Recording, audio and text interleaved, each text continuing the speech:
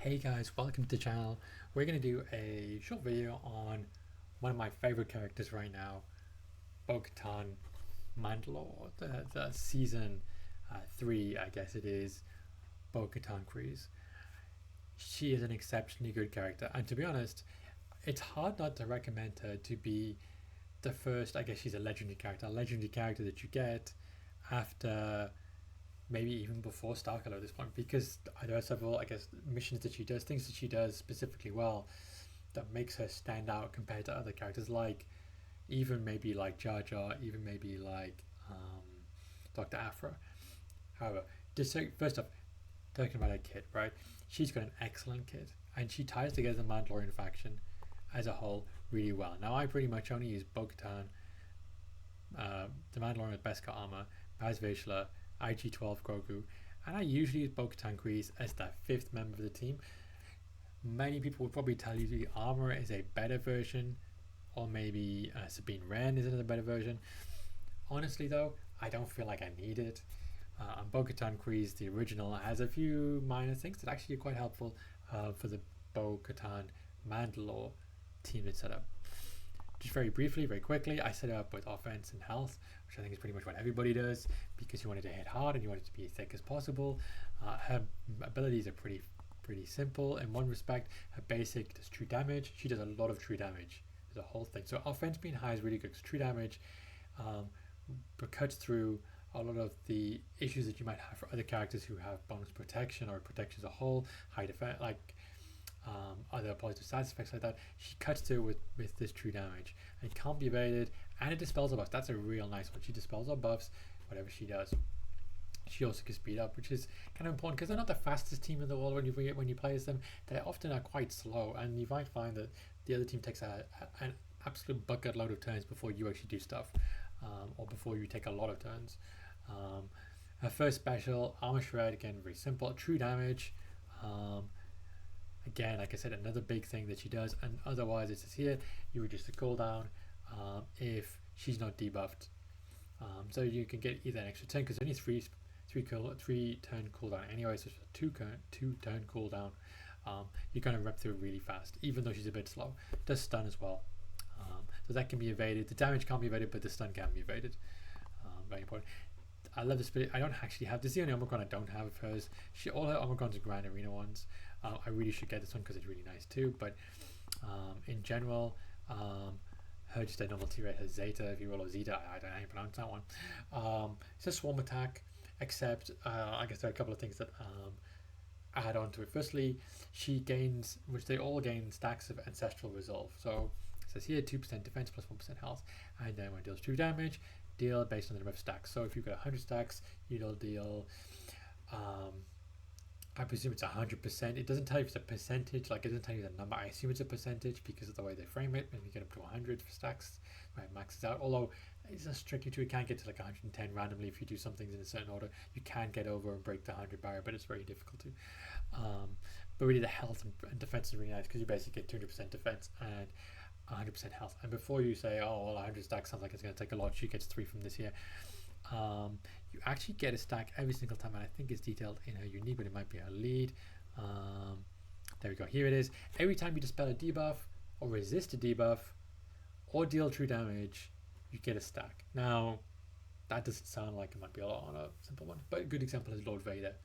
She cuts through Lord Vader in seconds because, frankly, she gets up to 100 stacks in about 30 seconds of the fight, give or take, which means 3 things: 200% defense, 100% max health, and 100% theoretically, if it's a percentage number, true damage every single time they're hitting. And that's crazy, right? Because if you then start to stack it, because, you know, like, for example, in this attack here, she's got a negative stat effect. She's doing a second attack with true damage, and then there's another 100% true damage on top of that second hit. Or if you talk about this one here, they're doing a swarm attack. Just get the non-Omicron one. You do a swarm attack, get everyone to assist, and she also assists as part of this usually because IG-12 does his basic, which calls someone else to assist, which is usually her as far as I can tell. It's very difficult, but she usually attacks multiple times in this, and she's dealing true damage too. So it's like a swarm attack where you basically just eliminate one person on the other team. Her kit is all really based around health, defense, resisting debuffs, and protection. And if you ignore the Omicron for a second, you know, her unique. She basically is immune to things like Rex, that is Rex's aerial advantage. They recover. She has a revive mechanic. First time someone dies, I think that's actually perhaps in the Zeta there, but even in the non-Zeta bit, she recovers 50% health when someone dies, so she heals up when someone dies. It's a slightly different mechanic, but you know, they both apply in a Grand Arena. She gets 50% stacking defense for every debuff, plus 200% stacking defense for every person. So quite frankly, 4 friends, 800% defense, 4 debuffs, 2%, so 1000% defense, 100 stacks, 200%, 200%. So that's 1200% defense, which makes her pretty thick, frankly, in terms of like being able to hit and do damage to her. Her lead gives pretty standing speed, health, offense. Actually, no, it doesn't give speed. I tell a lie. Only gives speed for the Omicron. Doesn't give speed for the normal one. But still, health, defense, offense, true damage, all the nice things that you want, right? Plus, and this is a minor one, ally attacks when you hit someone with armor shred, a Mandalorian tank, which is Paz Vizsla, taunt. That's a very nice little touch, you know, just like means that you can keep taunting with him. Whatever you like. Democon's really cool too. Like I said, it does a revive, which is very nice. Really gets you around kind of Sokatano, for example. But even still, I mean, you've got 50% mastery, health, speed, taunts at the start of the fight as well. All very nice. And then the unique Omicron, just to, you know, for fullness of, like, you know, disclosure, whatever. She also adds an immune to daze as well, which is very nice. And she can ignore taunts. Again, very nice. I mean, she can just ping whoever she likes, especially against Kenobi. You mean her first turn, she can literally target Mando Sokatano. She's a bit slower than Kat and Kenobi is, obviously. Kenobi does the insta kill, goes for Paz Vizsla because he's got the taunt. He revives because the mechanic that Bo Katan has. Bo Katan goes next. They obviously get a bunch of cleanses from the whole debuffs and resisting type thing, from Ancestral Resolve. Swarm attack, beats up Commander Sokatano, probably kills her in 1 turn, pretty much. Very nice. Just very briefly on the rest of the team, because, you know, we're going to do the rest of the team. Mandalorian, best guy, he's a great character nowadays. This ability in particular was beautifully now, because this is buffed true damage by Ancestral Resolve. So 20 stacks of Whistling Birds plus 100% damage from Ancestral Resolve. True damage means he is dealing. This is basically an insta kill move now. Pretty much, you know, pretty much just destroy somebody. You can destroy Lord Vader with this nowadays, out of the gate, if you're really good at it. I usually have really good mods in though, because of course the Razor Crest, double backing up. Paz Vizsla, I think I have the best mods on Paz Vizsla. He's a very thick, very good character, high stack character as it is. His kit's quite straightforward. It's all based around this mechanic called Overheat. Basically, Overheat gives him positive effects and negative effects at the same time. See true damage again baked into his kit there. Again here, when he's got stacks of Overheat, again he does various different extra bits. He gets protection recovery, which is very nice. Something the actual characters do protection recovery. You know, it's a very nice mechanic there built into him. Again, if he's got Overheat, he does more damage per stack. So if you've got 20 stacks of Overheat, which is the max you can get, 600% bonus damage. Again, nice little things. Plus protection up again. Inflict stagger, nice again. And it's unique. It's a bit random. He gets defense, health for every ally. Defense. So like they're all baking in their kits. So Mandalorian allies getting health, protection, defense all together, build up on each other. Resilient defense, which is the Mace Windu mechanic, again, and also the Savage Press, very nice again. Critical avoidance, nice, really good. He gets frenzy quite a lot, it feels like, and I don't really like this mechanic. Basically, when he dies, he gets a chance to go back and takes 1 more bonus turn. I kind of like, it's kind of like, okay, whatever. It's basically matching him from the TV series and his death, but you know, spoilers if you haven't seen it. But yeah, I should have said spoilers before. Anyway, it doesn't matter. Probably it's been 3 years. But yeah, he takes a bonus turn, which is kind of okay. Let me just make sure I get them in the right order now. Maul's not the right one. Yeah, IG-12 Grogu. Again, I don't have him modded super well, but I'm able to blow people away despite the fact he's not super well. His kit again is super basic, in many respects. Assists, doesn't do damage. Heal block, it's nice. Heal, very nice. Defense up, again defense up to go a lot of bits. So defense up it is, if I'm rightly, it doubles your defense basically, so it's nice to add on top. Calls assist, blazes, blind and dazes, stuns, dispel debuff, spells buffs, again all nice. Of course this one here cleanses debuffs, which counts as part of ancestral resolve, so again it's very nice because every one time he dispels a debuff, and he does the debuff dispel on everybody. I've noticed this, it does it on everybody, it feels like. I'm not sure if the mechanic is wrong or just the way it's designed, but it seems to be everybody. Always counterattacks if best commando's there. Gets extra bonus health.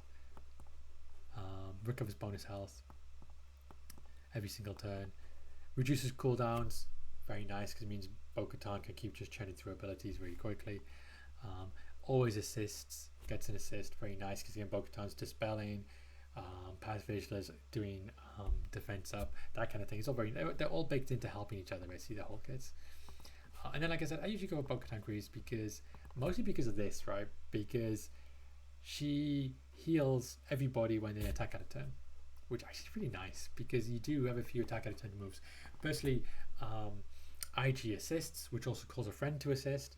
Counterattacks, which calls a friend to assist. So both of those therefore cause the healing to kick in. Swarm attack from Bo Katan Grease. Pass Visualer counterattacks sometimes. I can't remember what the mechanic is for his counterattack, but he seems to counterattack sometimes. And then she has Daze, which is always a very nice mechanic to add in.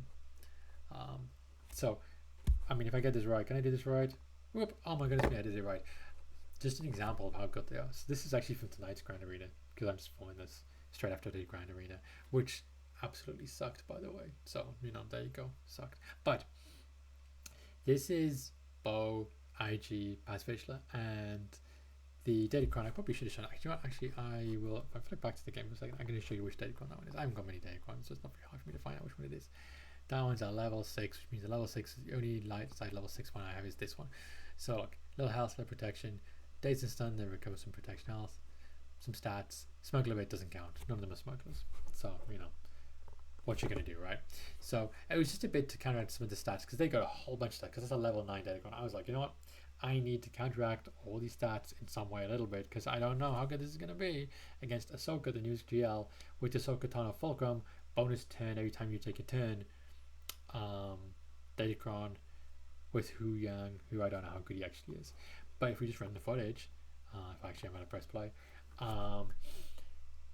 it was surprising because I hadn't actually read through this fight before we started or anything like this. I just went for it. I was like, you know what? Let's just go for it. Apparently it works. Let's just give it a shot. And you can straight away see, so she's taking her turns, whatever, they hurt him. So you see that straight away, right?